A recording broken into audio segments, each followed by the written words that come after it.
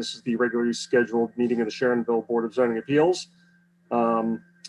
We'll dispense with the Pledge of Allegiance, and for those of you who are testifying this evening, it is understood by your presence here that you swear to tell that the testimony that you're about to give at this hearing shall be the truth and nothing but the truth.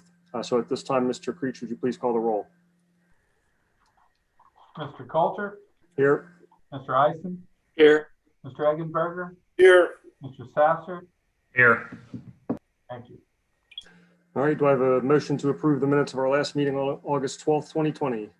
I'll second. Thank you, Mr. Sasser and Mr. Eggenberger. All right, if you're here in the audience this evening, you are here because you're requesting relief from the rules and regulations of the zoning code for the city of Sharonville. These rules and regulations are in place to fairly regulate the development of land within the city. When there's a need by the property owner to deviate from these rules and regulations, the variance process before this Board of Zoning Appeals is utilized. When your case is called, state your name and address for the record, and please explain why you are requesting a variance this evening. Financial hardships, as stated in the application packet, are not a valid reason for the granting of a variance. Each case is heard on its own merit, and the board members should be familiar with your case as they should have visited your property prior to tonight's meeting. And once you've presented your case, we'll ask for questions from anybody that is online at this event. You'll have a chance to respond to those questions, and then the board will then discuss the case. In order for your variance to be granted, you will need a majority of the voting members this evening, which is a majority of the Board of Appeals. So that will be actually 4 members this evening will have to vote yes for your variance to be granted. With us tonight, along with the board members, are Mr. John Creech, the Community Development Director, Ms. Sarah Dirks, City Planner, and recording the proceedings this evening is Ms. Gina Good.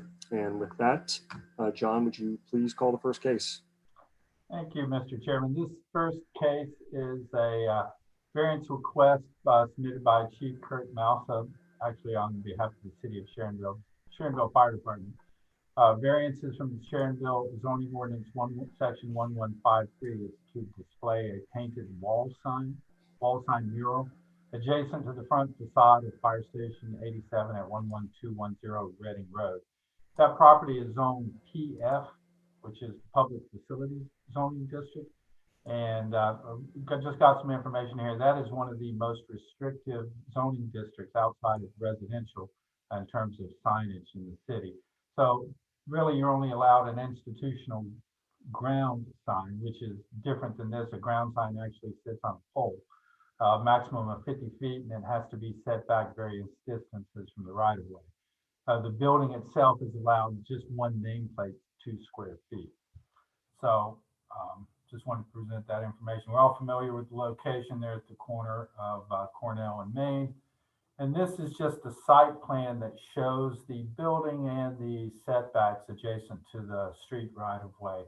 So on Cornell Road, the building sits approximately 20 feet there from the right of way line.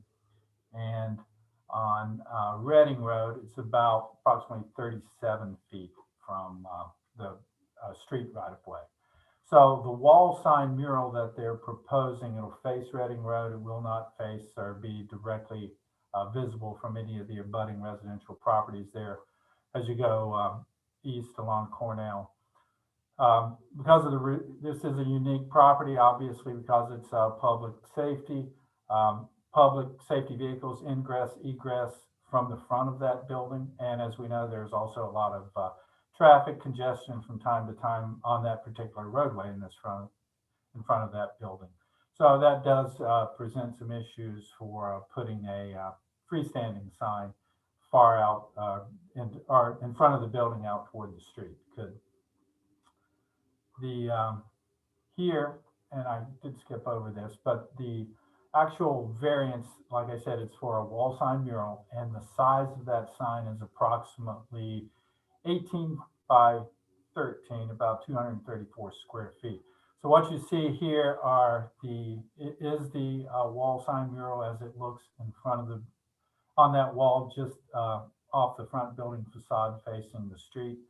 And you may recall there was also some other signage identifying the memorial, the fire station. That'll be relocated above the garage doors, as you see there in that photograph to the left. In terms of the finished material on this sign. I did get some information from the chief. It'll be a Sherwin-Williams paint, clear coated with anti-graffiti protection.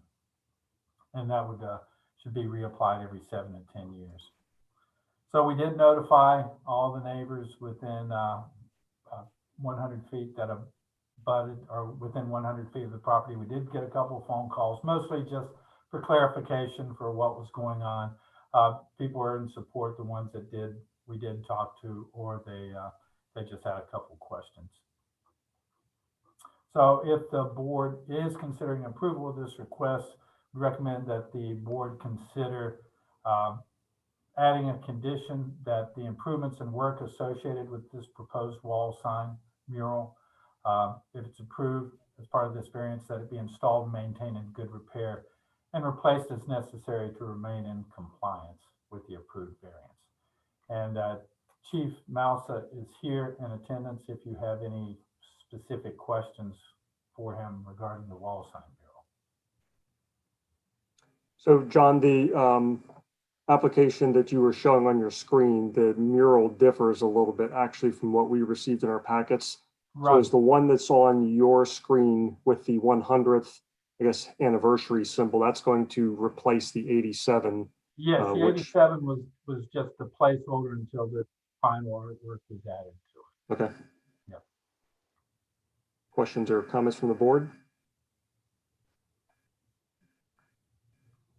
So this will be painted on that cinder block wall that's there now with the paint scheme that's identified.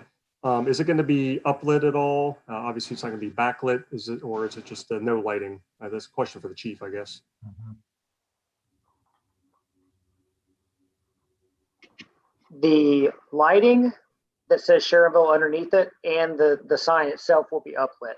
So the lettering underneath is backlit and the sign itself will be uplit. And that will be fully shielded so it doesn't cause any type of glare or issue with surrounding properties or the street? Absolutely. Yeah, it'll just hit the sign itself. Thank you. Any other questions or comments from the board?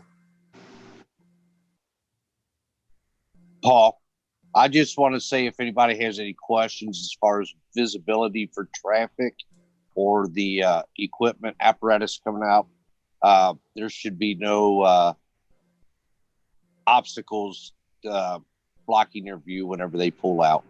And the same with the traffic. Okay. Thank you, Councilman Tankersley.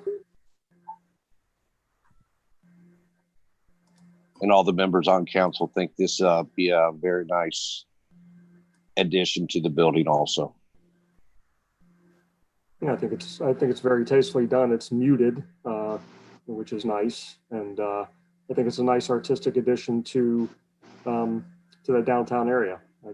I like murals when they're tastefully done like that and aren't displaying a commercial message. So kudos to the artist and the fire department for putting that together. Any further questions or comments from the board?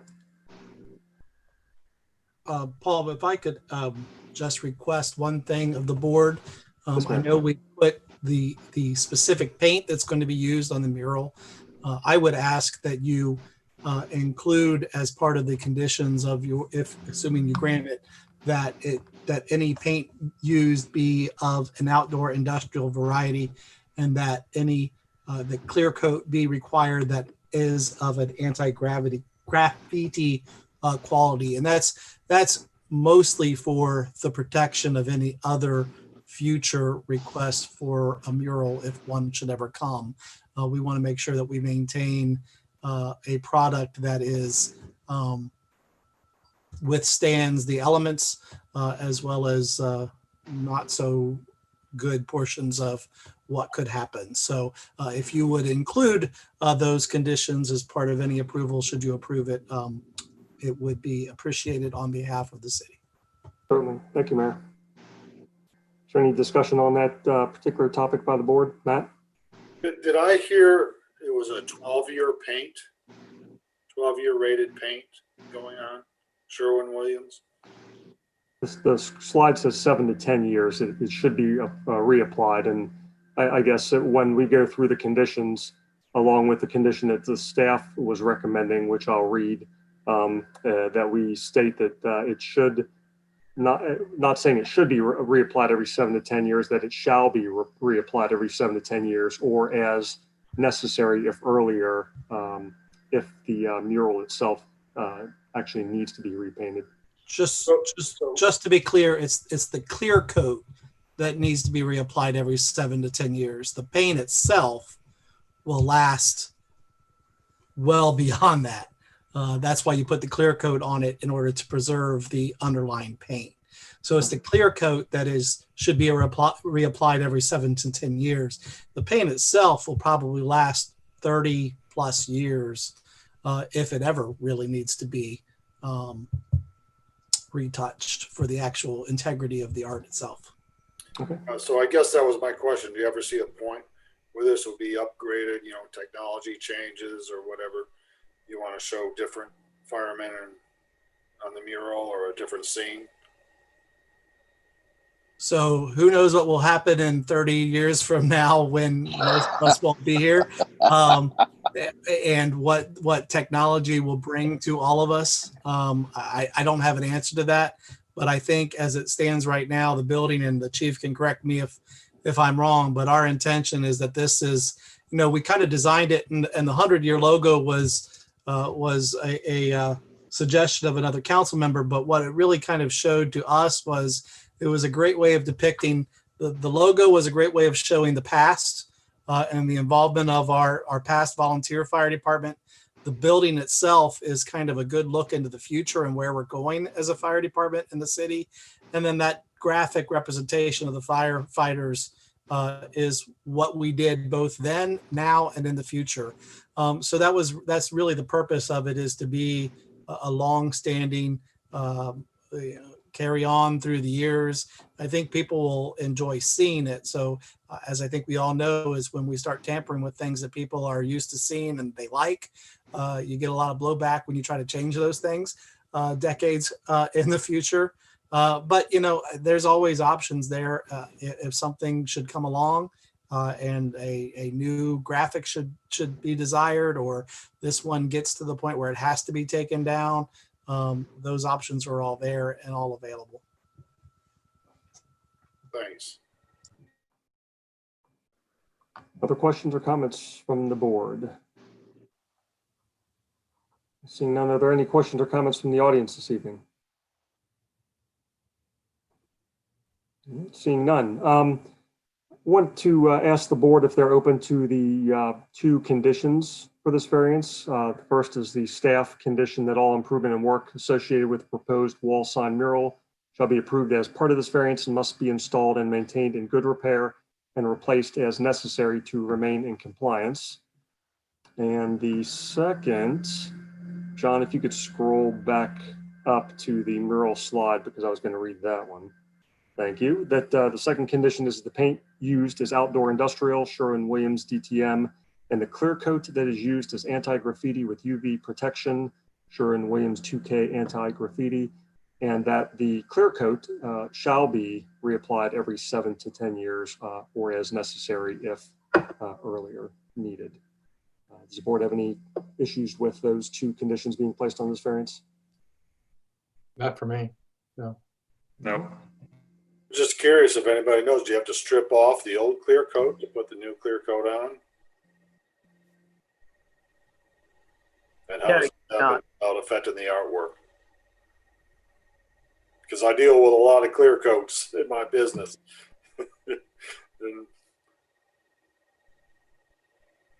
Well, that would be something, I guess, that the sign company or the mural artist, whoever is doing that, I don't think we know the answer to that specifically, but this is apparently what he has done in other mural that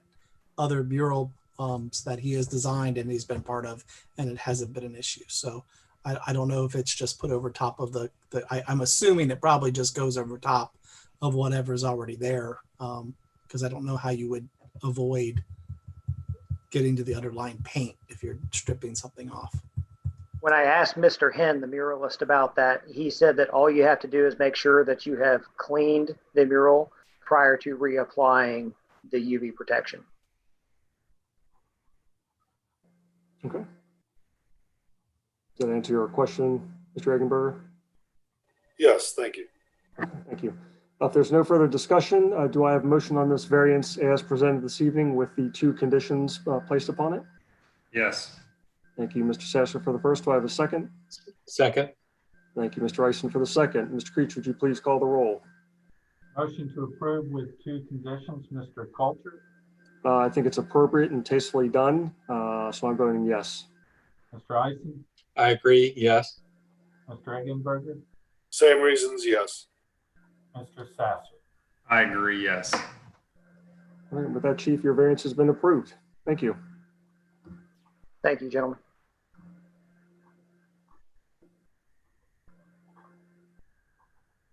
All right, John, last order of business. All right, so this next item is a reconsideration of a variance request from Mr. Montu Betty on behalf of 11171 Durga LLC. It's the property owners of 1117 Dowland Drive. That's the old, that's the property at the, basically at the end of Dowland Drive, and I'll show you that on the map. I think we're all familiar with that.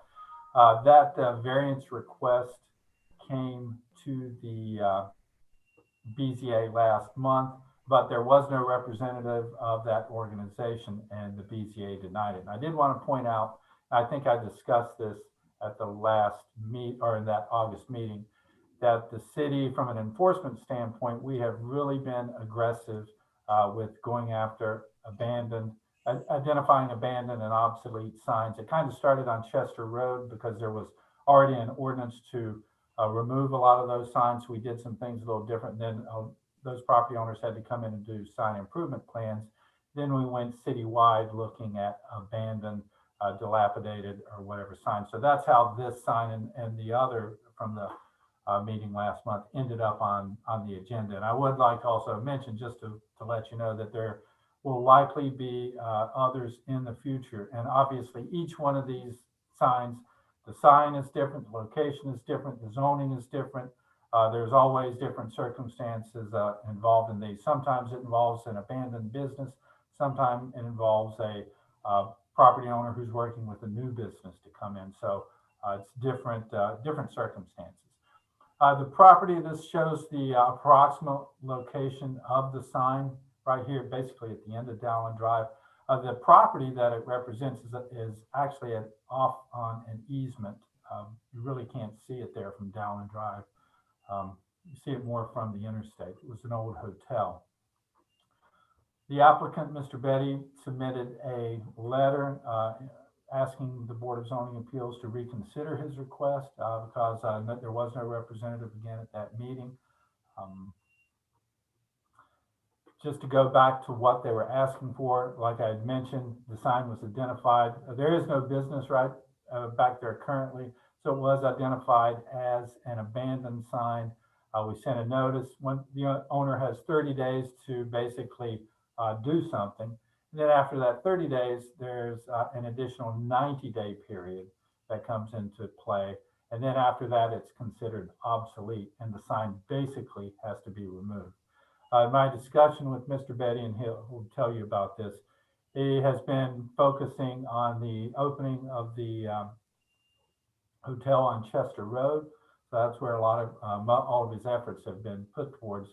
So he has actually put a plan together, and I think you got that in the email for this property. And it's my understanding he'll tell you he's going to be working on this property next. So, and that was one of the things that was discussed at the last meeting, that there was no information submitted.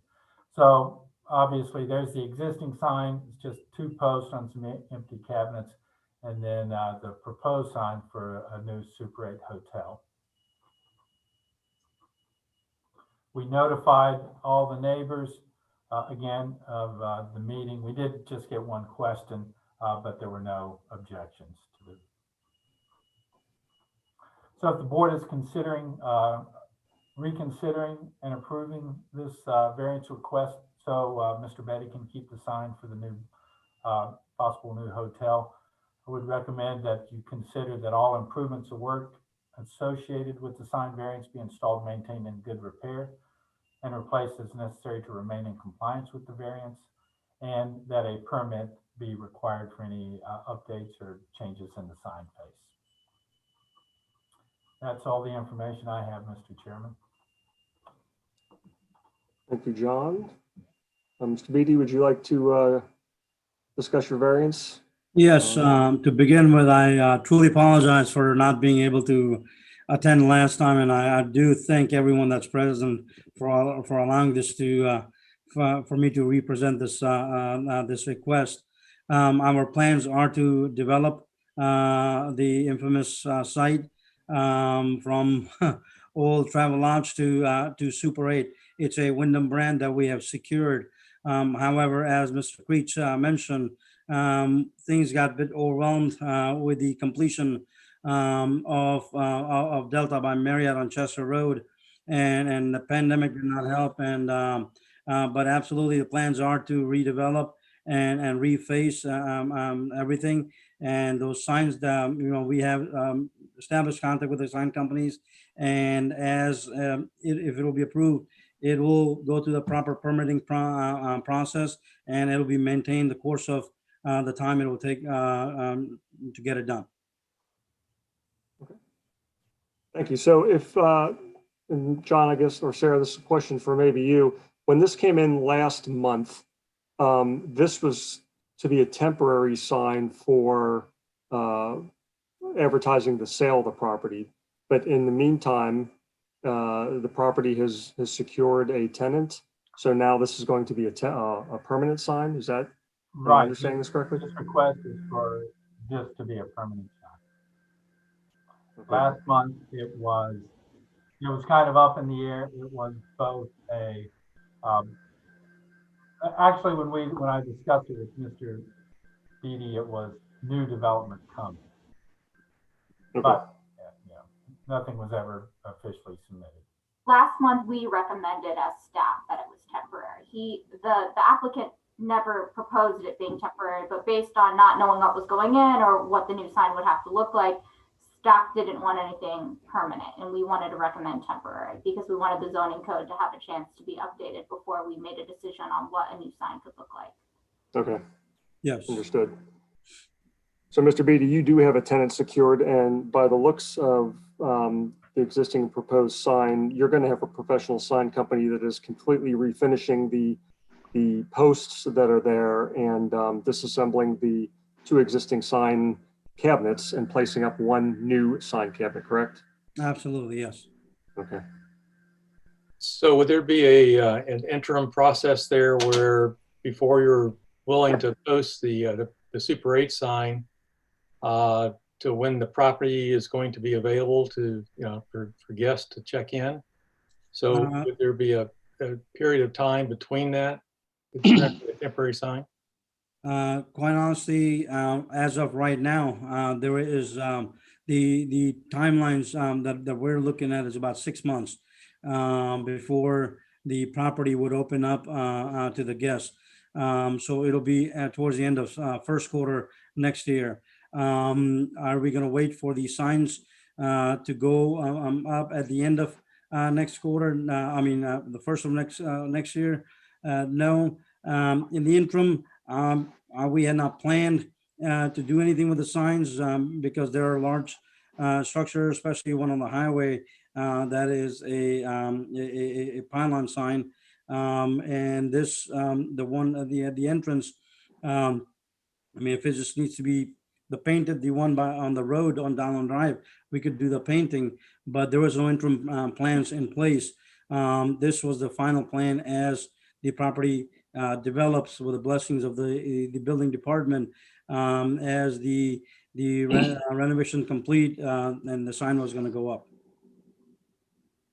I would like to recommend to the board that if they're not going to erect the sign face in terms of cleaning that up, because it has been an eyesore for quite some time, that we at least put a condition on there for Mr. Beatty to consider that at least the two cabinets are removed and that the poles are cleaned and painted in a manner so that it's ready for the cabinet when it's to be erected, because, you know, I know the city's received complaints about not only this sign, but the other one just south of that we heard last month. And I agree with them. I mean, there's a lot of ugly stuff and abandoned stuff back in that area. I'm excited to see the area rebuilding, but I'd like to make sure that as a consideration for us in terms of considering this variance, that at least what is there now is properly cleaned up so that it at least looks nicer and not abandoned, if you will. So I'd like to know if the board would like to discuss that, not necessarily requiring them to put the new Super 8 sign up, but at least take down what's there now. You can leave the poles up, clean the poles, paint the poles, make it look nicer. Now, just as far as the sign and the poles, removing the cabinet on these on the poles that lead to the property on down where the downland drive ends, that's not a problem at all. Absolutely, would be happy to do that. However, the pylon sign on the side of the highway, that will require, you know, a significant amount of work about retaining a cranes and a company for them to come and remove the cabinet. So if Oh, Mr. We're only talking about this this sign tonight, the Super 8 sign that you have in front of the board tonight. Right. So that's the only sign we're discussing. perfect, Right. very good. The other sign has not even, we haven't even started the process for enforcement of Okay. that sign. But he did submit actually information on that sign, so that's good. He's got a head start on that. But yes, we're only talking about the sign at the end of Dallin Drive. Okay, perfect. Great. Does the board have any issues with including that as a condition of approval? Or see some head shaking? No. Okay. No. And excuse me, actually, Paul, what you brought up, I was going to recommend also. So, Okay. thank you. I agree. All right. Thank you. Is any other further discussion on this variance as presented this evening? Seeing none, any questions or comments from anybody in attendance in the audience? All right, seeing none. So I'd like to place 3 conditions on this variance. The first of which is that the applicant is responsible for immediately taking down the 2 cabinets that are on that existing signpost and cleaning and painting those signposts in a professional manner so that they're ready for that Super 8 cabinet or that hotel tenant cabinet. The second condition is that permits are required for face changes and or demolition of the sign so that the applicant does need to get approval by the city and proper permits for any work done on that sign. And that the third being that all sign improvements and work indicated on the sign variance request must be installed, maintained in good repair, and removed at the end of any permitted period of time. Understanding that this is going to be a permanent sign. So, moved. All right, thank you, Dan, for the first. Do I have a second? I'll second. Thank you, Matthew, for the second. Mr. Creech, would you please call the roll? Motion to approve with 3 conditions, Mr. Coulter. I'm very familiar with the BD's work. They do good work. They take pride in what they do. They're doing good things for the city. And I have no doubt that this improvement of the new hotel chain at the end of Dallin Drive will also be of a quality development. So I vote yes. Mr. Eisen, Yeah, Dragonberger, Yes. Pass. Yes. Thank you, Mr. BD. With that, Thank your you. variance has been approved. Thank you. Truly appreciate it. Thank you, everyone. All right, our last order of business for the BZA, or do we need to adjourn our meeting, or does Planning Commission need to start their meeting? No, we thought we would just, well, the planning commission is going to have their meeting at the conclusion of Ms. Muller's presentation. We do have some items, but basically this is just a discussion item. And since we've got everyone here, we thought it'd be a good idea just to have started at the end of the BZA meeting and just everyone listen in, questions or comments. Is that fine with everyone? That's fine. So Paul, you get to lead it, and any planning commission members that have questions or wish to be part of the discussion, obviously we were just trying to, rather than trying to do this in two different meetings and have Wendy repeat herself, it made more sense for us all to come together and do it together. And if we wouldn't have had technical difficulties, you guys would have ended right on time to start. So it's all in your hands now, Paul. All right, thank you very much. Greetings, Ms. Mueller. Thank you for coming to our joint meeting this evening, or at least the tail end of the BZA. So I will turn it over to you to discuss your analysis of the Planning and Zoning Code. All right. So let's see if I can share my, oh, looks like it's going to let me do it. Technology is working. Oh, there you go. All right. Well, hopefully everybody's had a chance to review the little document I put together for you. So for those of you who haven't met me in person, which I think I know many of you now, but I'm Wendy Mueller with Compass Point Planning. Some of you may have seen me around with Comprehensive Plan, which is well on its way to being adopted. And the next phase is to take a look at the Planning and Zoning Code. And so we were a little delayed in getting this started because of COVID, but I think we're on a little bit of a roll now. So we started the process, and I've had a couple of opportunities to sit down with staff and work with them to identify some of the top issues with the existing code, how it's played out. They've shared some of the things that went on, that have been constant variances with the BZA, struggles that they've had with site plan and the various procedures, as well as, issues with nonconformities, et cetera.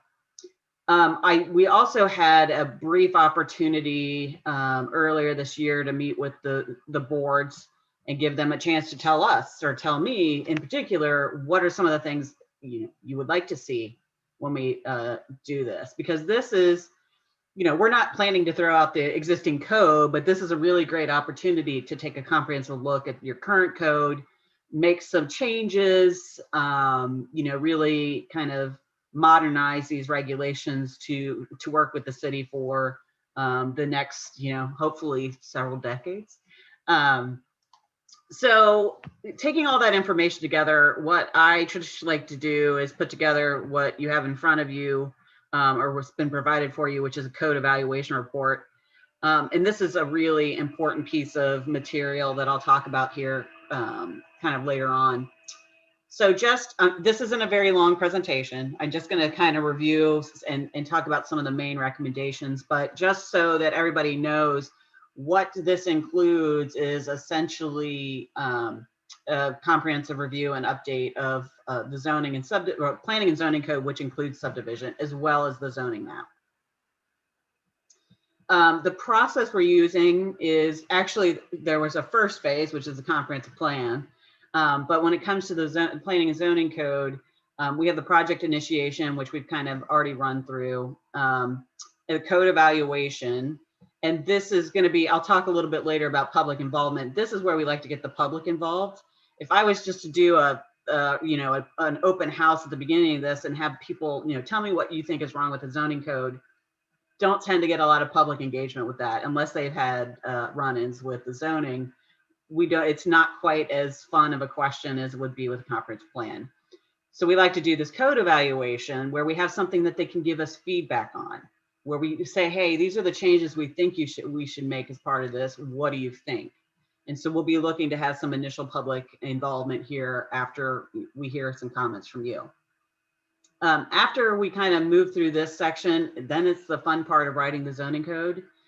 We will be working with a small steering committee to go through and do line by line review, which is truly, truly exciting, I'm sure, for them.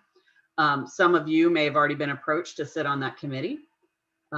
We'll go through that. We'll have periodic updates with the public so that everybody is aware of what's going on, and then we'll move into adoption.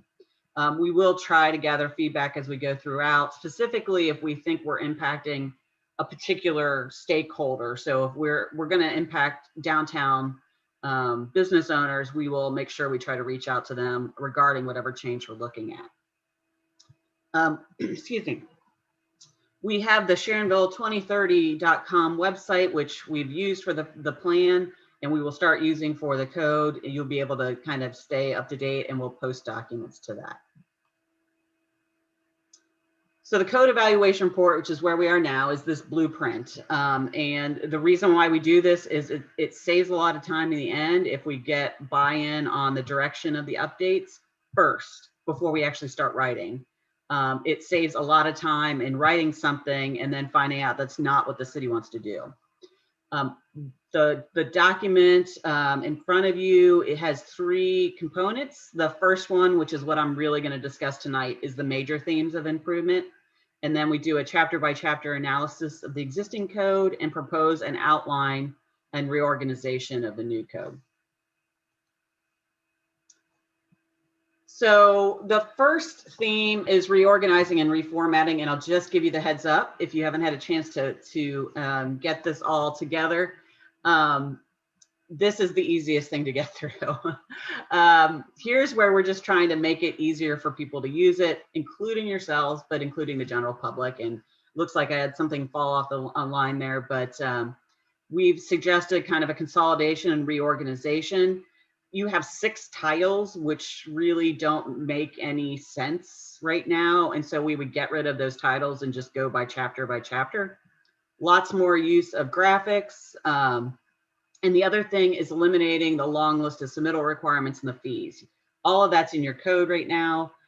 Really, those can be removed and made as checklist on the applications. That way, if eventually the Board of Zoning Appeals or the Planning Commission always wants something new with a certain application, it can just be changed kind of administratively. There's no need to codify it and therefore have to go through a big long process to change the list of things that need to be submitted with an application.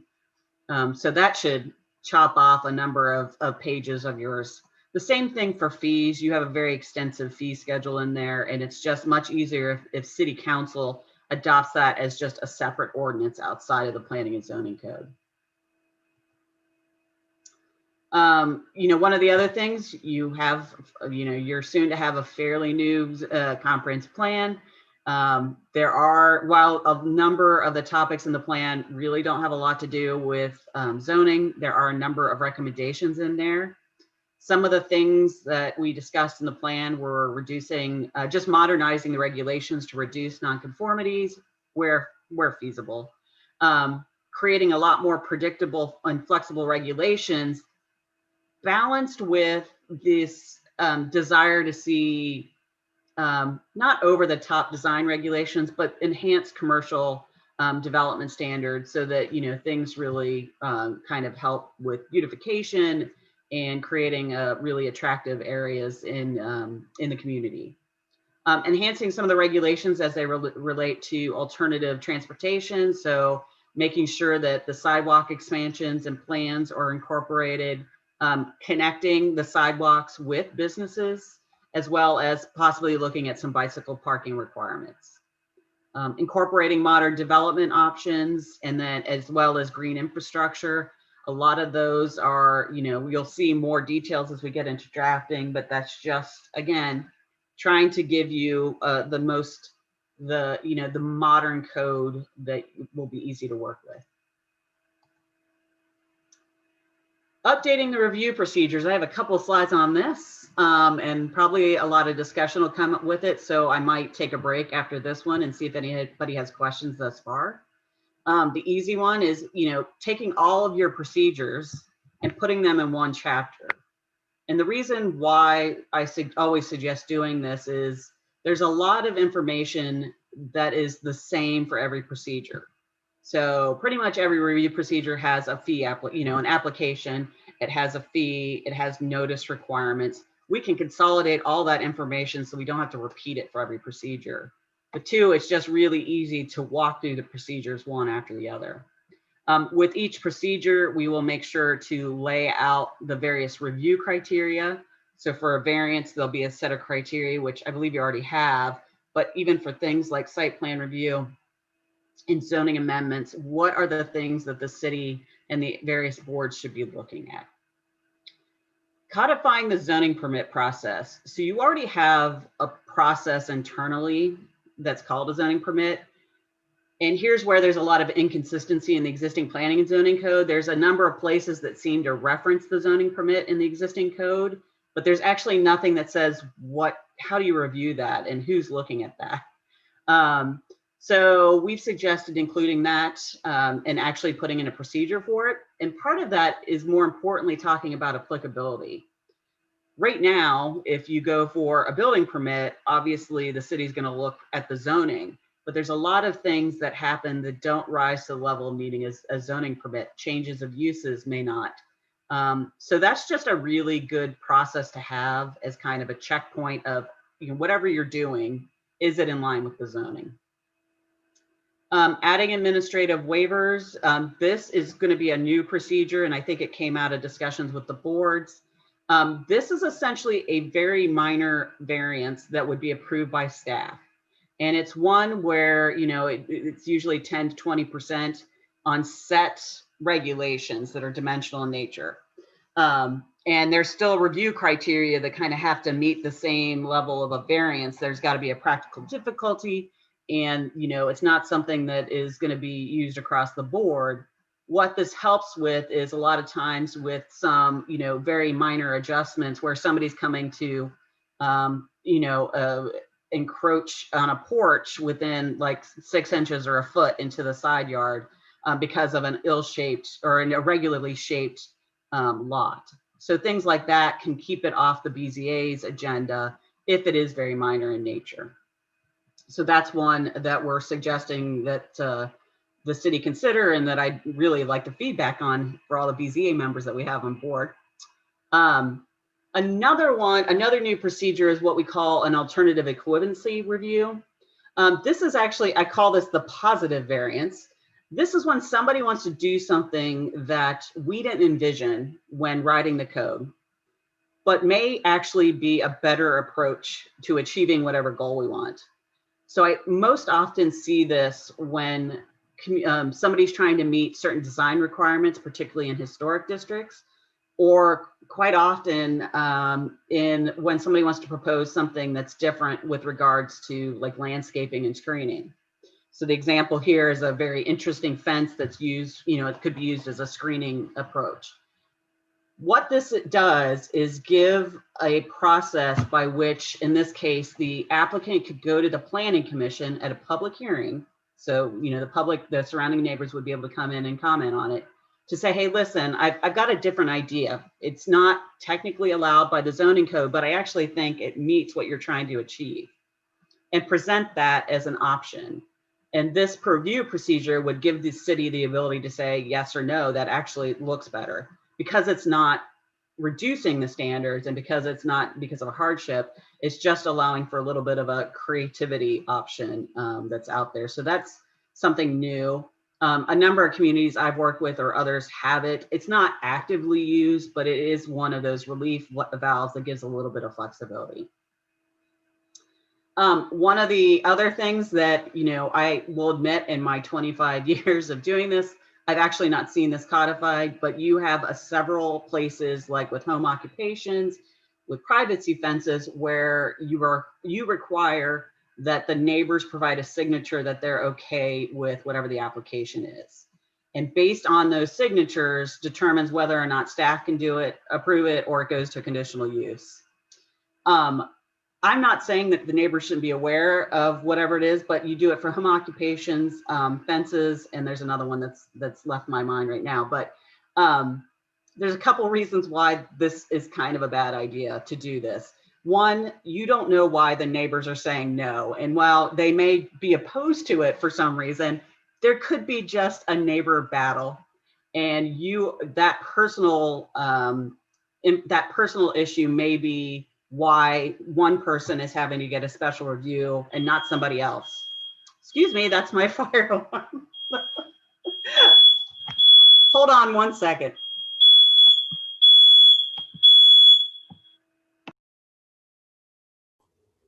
Along with the fences, there is actually someone coming to the BZA next month because their neighbor's a renter and they were not able to get the renter to sign.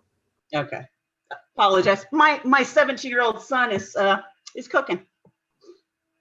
So I'll let you know if I see flames behind you. So anyways, so that's one of the reasons, you know, in general, regardless of what they are used for, that's kind of a really tricky thing because you're basically, you could have if everything else was equal, you could have two neighbor situations that would make the difference between somebody going to the planning commission and somebody getting administrative approval. And that's not really what the intent of zoning is. You're trying to be uniform across the thing. What I'm suggesting is instead of that, we take a look at where you're requiring those and try to figure out the core issue of why.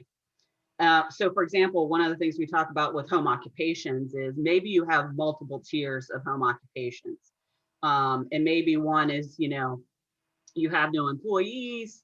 It's, you know, you very clearly have a designated area and it's really not going to be visible by any means. And that can still get administrative approval. And maybe only if you exceed a certain threshold that still might be allowed, then it goes to conditional use. Those are much clearer thresholds. And we'll have a whole nother discussion about fencing. But that's one where I'm like, I feel like we can get rid of that. And again, if any of these things rise to the level where you still want information from the neighbors, then you take it to some level of board review where there's notice and the neighbors need to tell you why is it they don't like or don't approve of this rather than just a signature. So that's a big change that I've suggested. The rest of these are pretty simple. Add transitional regulations. Those just explain, you know, when you're going from your current code to hopefully this new code next year, what happens to things that are in the process? You know, if the BZA is already reviewing something, it would continue as is under the current code or what you have as the current code. But somebody, you know, if somebody puts in an application right before the new code becomes effective, what happens to that? So those regulations spell that out. Removing the fee schedule I talked about, and then complete application requirements, which is basically staff gets a couple of days to look at a submittal and say, you have everything, I will put it on the agenda. Or to say, hey, listen, you're missing architectural elevations, you're missing the landscaping plan. This is information the planning commission or the BZA needs, and therefore, until you submit it, we cannot put you on the agenda. It prevents what we call designing at the podium. And so that will hopefully make sure that you as board members get everything you need before hearing whatever the situation is. So before I move on, I was going to take a second and see if anybody's got any questions about that or whatever I've discussed up until this point. But I'd also be interested on your feedback on that third theme in particular, given that the boards are heavily involved in the procedures. I think this has been long overdue, and you know, kudos to the city for taking this leap and hiring Wendy and her group to update the code. I mean, a lot of the things that you've discussed so far to date are things that I've battled with in the past, and I've expressed my displeasure to John and before him, Richard, in terms of some of the things decisions or things that were coming before the Board of Appeals that probably shouldn't have come before the Board of Appeals. So, you know, that administrative waiver, I think, is going to be a great tool for the city to use as long as the proper regulations or standards are put in place for that to be made.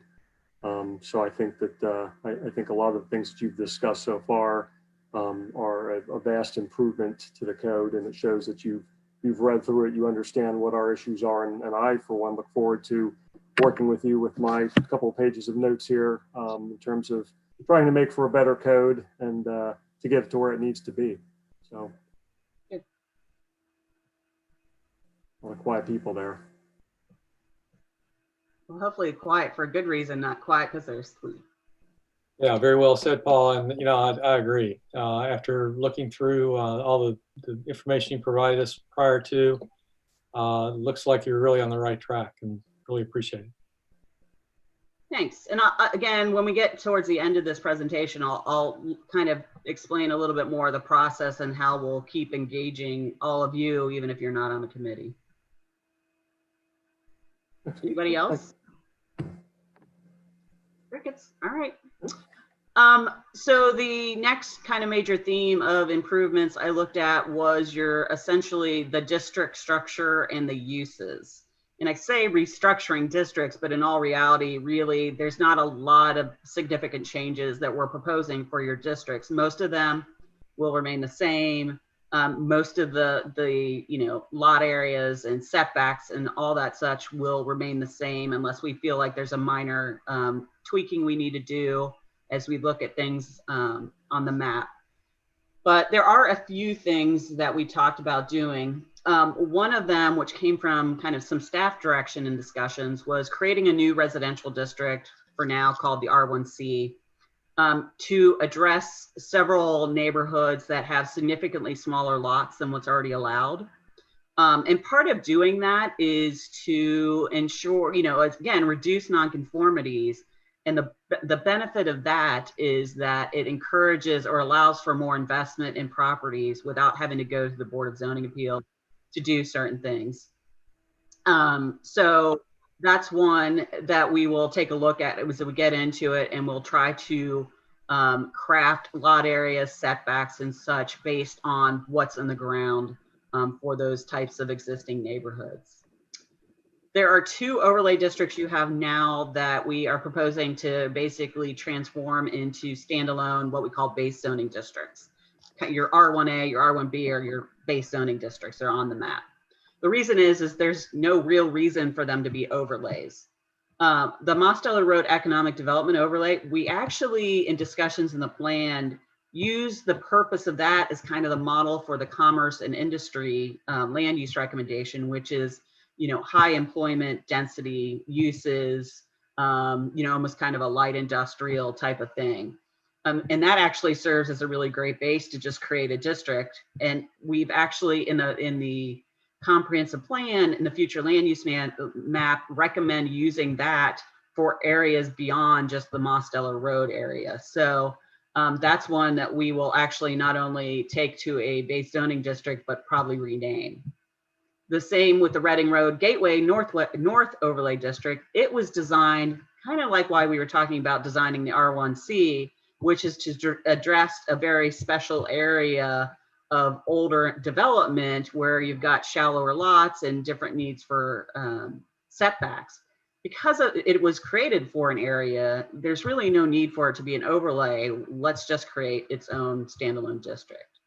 The other overlay district, which is Northern Lights, we will keep that as an overlay district because there are so many underlying zoning districts in that area already. So it just reflects kind of a uniform regulations for all of that are based on what's underneath.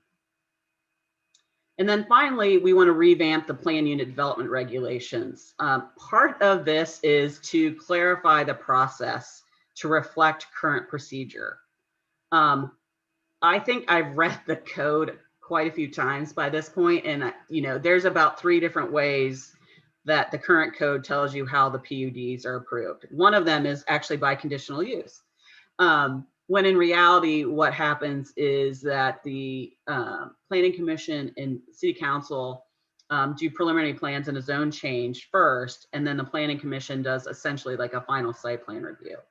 And that's a pretty traditional approach. And so we've just said, hey, let's just write that the way it is happening. But on top of that, if you go back to the, I'm gonna go see if I can go back here. I know this is hard to see. You already have a whole bunch of, not only do you have just the PUD district, you have a whole bunch of predetermined plan unit development districts. So the high density residential, the office, the commercial office, the commercial service office PUD. We're suggesting to just make that kind of one PUD district.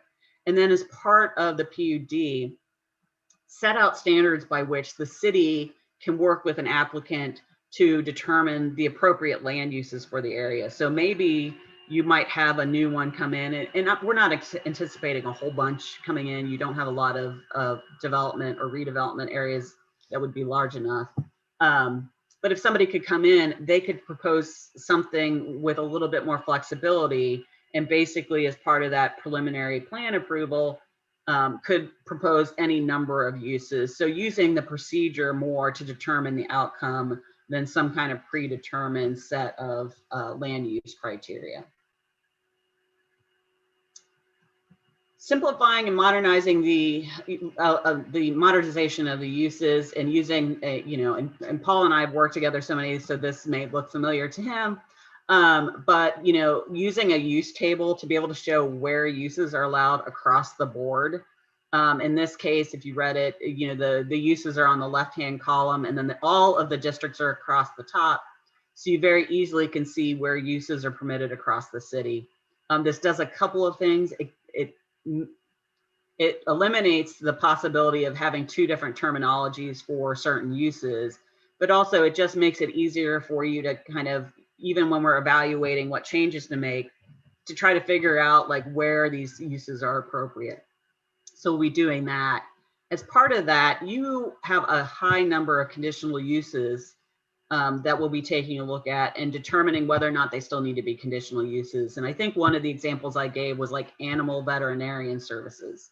That's one where, maybe under certain conditions or under additional standards, no kenneling and such, maybe that's a permitted use or permitted with some of those additional standards. So really just taking a very, very careful look at that. And we'll be using these use tables for the principal uses as well as the accessory uses.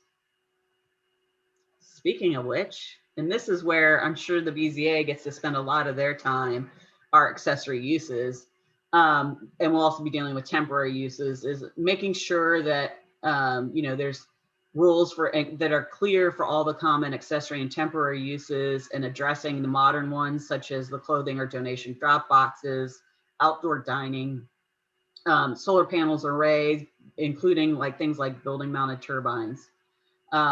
We talked about getting rid of the neighbor approvals. That's related to home occupations and fence regulations. Again, I think there's going to be a lot more conversations on those about how's the best way to achieve the city's goals for those regulations. I think I've mentioned to staff a number of times, you're one of the only cities I've ever come across that has a conditional use requirement for privacy fences in the side and rear yards. Not saying we need to change that 100%. I just feel like there's a need to have a discussion about the reasons for that. And if there's things that we can make it easier to do, the way, easier to build fences, for example, the way the city wants them to do it, how can we do that within this code update? And then the last major theme is just strengthening the development standards you have. And these are all the pretty picture stuffs. This is what makes things look the way they are.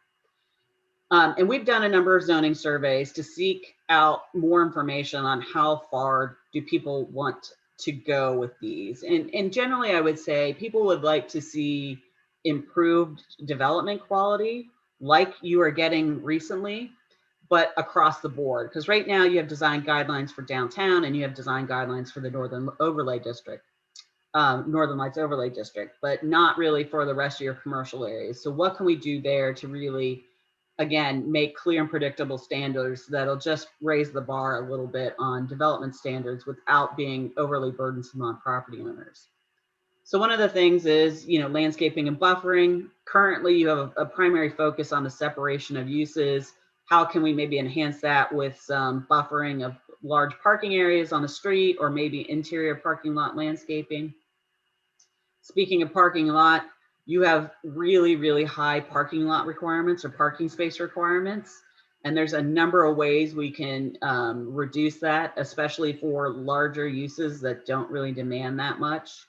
Where can we possibly allow for alternative parking surfaces and look at, like we said earlier, requiring bicycle parking areas. Architectural standards, like I mentioned, you already have some standards that you do have some standards some basic standards that apply in the site plan process, but how can we make that just a little bit cleaner and clearer? Signage is going to be a big one. I'll answer all the questions you want, and hopefully you picked up on this. This is one of the more challenging ones because there's court cases and First Amendment challenges that are at risk here. What we're going to have to do, and every community across the US has been working on this, is we need to start removing the content-based language. And by that, I mean, you can't regulate signs based specifically on the message that they have. Real estate sign regulations. We got to get rid of that, because how do you know it's a real estate sign? By reading the message. So you can't have separate standards for real estate signs than you might have for construction signs or other signs. There's a little bit of nuance in that. The courts, of course, aren't always very clear. So we may have some conversations about, can we make one distinction between a commercial message sign like real estate and construction signs versus non-commercial messaging, which is political, opinion, religious, those type of things. That's going to require some additional legal review. And fortunately, one of my team members, Tom Bridenstine, who some of you may know from Glendale, he's on board to help, do some of the research about where the courts are falling on that. But that's been something every community has had to do since the 2015 Supreme Court case. So what we're going to do is really switch on focusing on the types of signs allowed, the number of them allowed, and where they're allowed throughout the city. And then incorporating flexibility. One of the things I think developers and builders and even cities appreciate is having a code that's not all just rigid, one size fits all. How can we build in some flexibility in here? And maybe there's some places where we can give people options and how they meet screening, or various ways they can achieve parking, whether it's through shared parking or off-site parking, or maybe not building all the parking up front. So there's different ways we can work into building some flexibility that will be a benefit to everybody, but still have very clear standards. So that was kind of the quick overview of the code evaluation, and I'm working with staff right now to figure out how best to get public outreach and feedback on this code evaluation. And that's probably going to be a combination of sharing this recording as well as doing either an open house, a very limited open house, or some other kind of public meeting, but we'll allow people to have the ability to comment on this. And then we will start working on drafting of the text. And this is where primarily we'll be working with staff and the steering committee, but we will be updating the website with drafts after they've all reviewed it, and probably periodically touching base with the boards again to see if they have any specific comments. Pending all of that, we're hoping that if we'll be in or near the adoption process by spring of next year. And then I think I've mentioned a couple of times just keeping up with the project for those who might be watching online. We'll be updating the Sharonville 2030 website with the adopted plan, as well as this code evaluation and other information. And additionally, I know the city's been posting information on their Facebook page. So that's my little presentation for the day. And welcome to answer any questions or take any feedback you might have. Excellent. Thank you, Wendy. Again, long overdue. Appreciate you on board in terms of your expertise and being able to work your way with our staff and with the public through this entire process. So I'm looking forward to good things and providing detailed input myself. So anybody on the call right now, any questions for Wendy, comments for Wendy? Sam? Yeah, I had a question. Some other cities that I've been working with, this is on the topic of some of the planned unit developments. And most of what I've experienced anyway, or seen in Sharonville, is most of our planned developments have to do with like multifamily housing and stuff, apartment complexes. And some other cities that I've been working with, pretty much have a planned development category for every zone, major zone they have. So if they have an, M1, M2, M3, there's also an M1, M2, planned development. So, and by that, they can have like really tight control. Like, if you're doing an industrial building that's bigger than 100,000 square feet, it's got to be a planned development. And I'm just curious what, some of the experts and folks that know think about that approach, or what's typical there, or if that's unusual. I wouldn't say that's unusual. It does. So there's different approaches using that. Sometimes they will do the planned unit development as overlay and have whatever the base zoning district would control. So in that the case that example you just gave, where it's like M1, the M1 would be kind of the controlling uses, et cetera. And then the PUD would overlay, and the PUD might have that threshold that say, hey, anything over 100,000 square feet, you have to come into the PUD. So that's one approach. The pro of that is you do know kind of generally what the land uses are going to be, unless they come in and request a change to that base zoning district.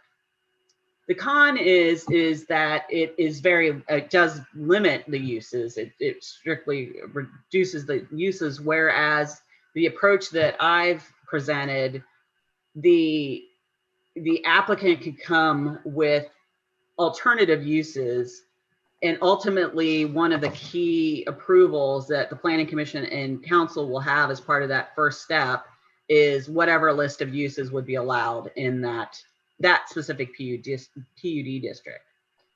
The con to that is you have to wait until somebody comes and specifically requests that. And it's not, I mean, in theory, the city could encourage somebody to do a PUD, but everybody's got a right to do at least something with their land. So you can't just say you can't develop at all. The one pro to it is that it does allow for a little bit more flexibility in what the uses are. So maybe industrial isn't the appropriate example, but you might have somebody come in and want to redevelop one of the larger commercial plazas or something in that area, where they could come in with a range of things, that uses that may not be allowed in any singular district in the city right now, and show how that would play out in in that first step, the preliminary plan. And by approving that, the Planning Commission and City Council get to say, no, those are the, we've had all this public hearings, those are the uses we're allowing. If they don't build those uses, they don't get to build per that plan. So it's a little bit about how much, like you said, how much control do you want to have from the start versus how much do you want to control as part of the process, I think is the best way I'd phrase it. I think just to follow up with what Wendy said, I mean, a lot of the more progressive communities want that flexibility in order to provide for a sustainable community. I mean, we're at a point now, with Amazon, supposedly shuttering a lot of businesses with, this COVID pandemic. People are really rethinking, or communities are really rethinking how they want to address land use issues within their community. Springdale is seeing an awful lot of vacancies in their commercial district. So I think the flexibility is needed in order to provide a sustainable, long-term viable future for Sharonville. Right now in our code, and this isn't uncommon with a lot of older communities codes that have never been updated, we're not only hand-tied by regulating use by district, but also once you're in that district by building. So there's not a lot of instances where we currently provide flexibility with multiple uses, different types of uses in a building, much less within a district or on the same parcel of property. So I think that a kind of a one PUD, but with some nuances within that PUD that still provide the flexibility for a developer to come in and say, this is what the market is now, this is what the market's going to be in the future. And here is my recommendation on how we move forward with this parcel of land or multiple parcels of land, what I think would best position Sharonville for success in terms of dealing with somebody when they come in for a PUD request. So, in a lot of the communities that I deal with in terms of writing zoning codes, that's kind of where they're sitting right now. And those are the ones that tend to be a little bit more stable in terms of retaining and attracting new businesses and developments. So I think, Sam, I know you're all for green, you're all for sustainability. I think that this PUD approach, as Wendy has tentatively set it up, is kind of in the best interest of Sharonville, knowing that Planning Commission will have their shot at it, City Council will have their shot at it, in terms of being as inclusive and as flexible as possible. Yeah, and I think some of the sustainable ones are often things that challenge zoning. So it sounds like, and just to understand the process, you're saying that, with this ability to sort of basically make any it sounds like pretty much any zoned area, we could say, okay, well, that's regardless of what district it's going to be in, it's going to be a PUD, and that gives that flexibility. I guess I think you said earlier that would just be approved by council, and then from then on, planning commission can refine and tweak what that means. I think that's what I understand that correctly. Yeah, and there will be, development criteria in this, that maybe there are certain things that the city doesn't want to review as part of a PUD, or, we can write that and tailor it however much the city wants to control. But typically what happens is during the zone change to a PUD, a preliminary plan is approved by planning commission and council. And within that are, what are the uses that will be allowed, as part of this, and what are some of the big picture questions and policy questions that we want to say, okay, this is why we're approving it. And then, the second level is, in the general layout and everything like that. But then the fine tuning of site plan has to be based on that, goes just through planning commission. And if they end up not, building or something like that, eventually, if they don't go with the plan, the PUD approval expires. Gotcha. Okay. Thank you.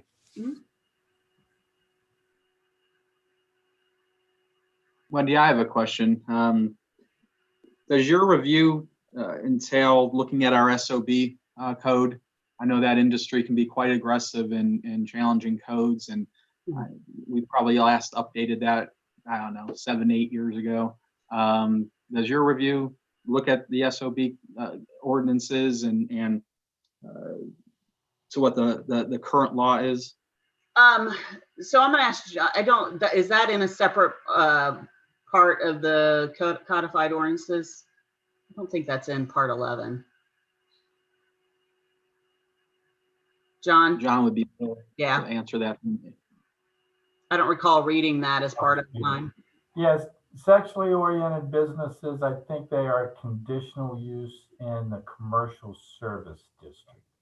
And then, and then we pretty much, whenever we created the list of non-permitted uses, like downtown, we added those, all of them, listed all of them out as, like for the Northern Lights overlay, as non-permitted uses.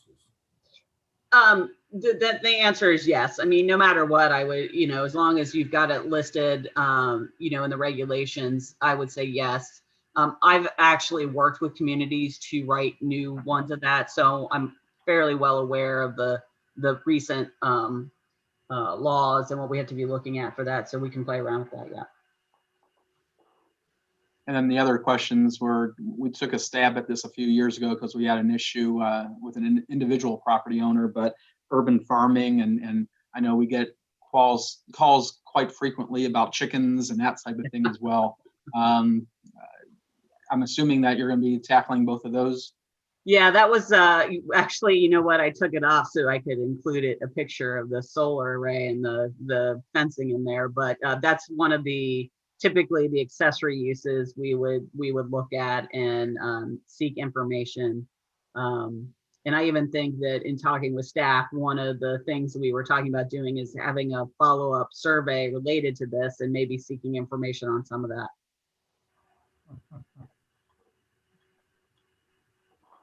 Yeah, I'd be interested to hear the public comments, how they come down on whether chickens should be allowed. Right now, we do allow chickens based on your lot size and setbacks of right. the area where they're kept. And if someone can't meet that, they would ask for a variance. And we've had several that have been approved. But I would say overall, we probably get more complaints about chickens than we do people asking to keep chickens. I guess my last question, Wendy, unless something else pops up, is I don't have a good grasp, and it's BZA related. I don't have a good grasp on whether we allow or don't allow use variances.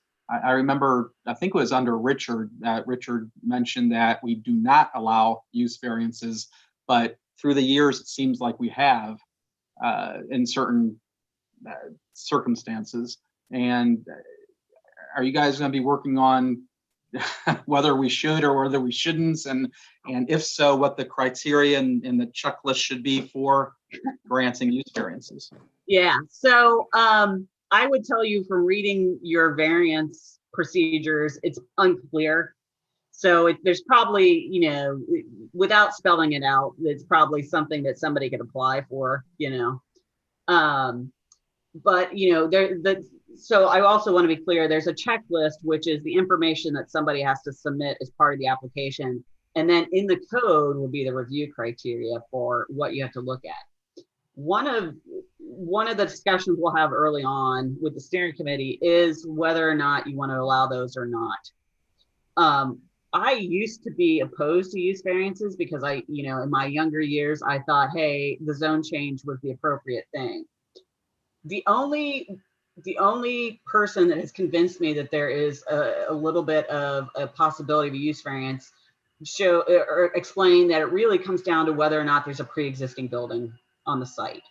So when you might have a church or a school in a residential district, and maybe you don't want to see that church or school tore down, but it's maybe not going to be reused as residential.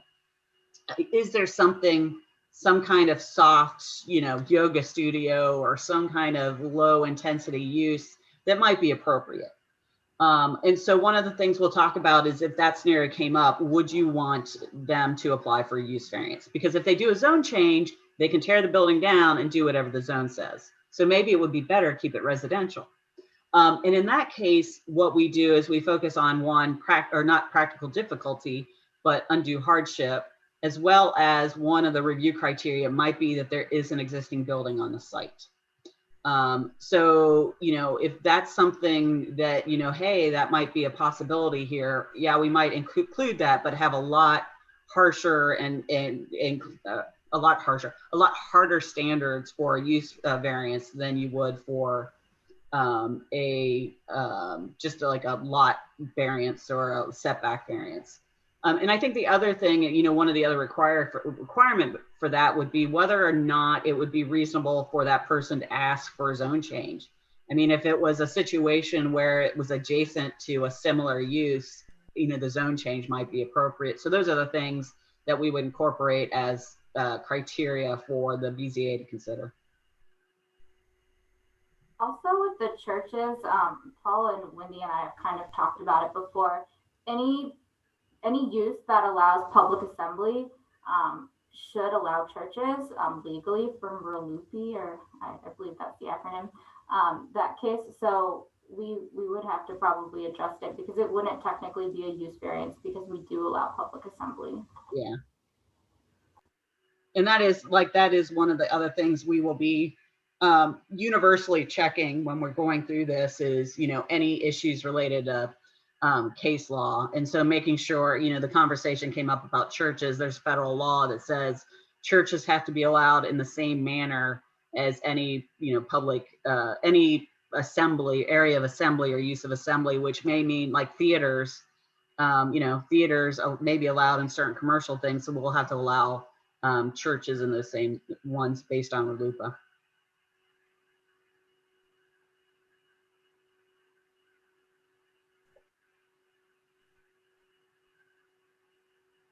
All right, any other questions or comments for Wendy? A lot of good discussion here. Yeah. All right, well, seeing none, thank you very much, Wendy, for your presentation. A lot of good things going on here. And again, I look forward to working with you and your team and the city on updating the zoning code. All right, so with that, John, you're on mute. Thank you. So eventually, yeah, once we get some steering committee appointed, we will send out notices, Planning Commission, BZA, so everyone will be welcome to attend those meetings. At this point in time, they may be, we're not really sure yet if they're going to be virtual or in person, but either way, you will have you'll get an invite. Great, thank you. With John's segue there about virtual or in person, since everybody's here from Planning Commission and the Board of Zoning Appeals. The question I want to present to all of you is, are you ready to come back in person next month? I am, yes. Paul? I am also. Everybody else is opening up the door. Let's do it. Let's do the same. I'm good with that. I am too. All right. So our plan will be to meet. I mean, we've obviously have had council meetings now, two or three. I don't remember how many. There will be appropriate distancing that will take place. Masks will be required.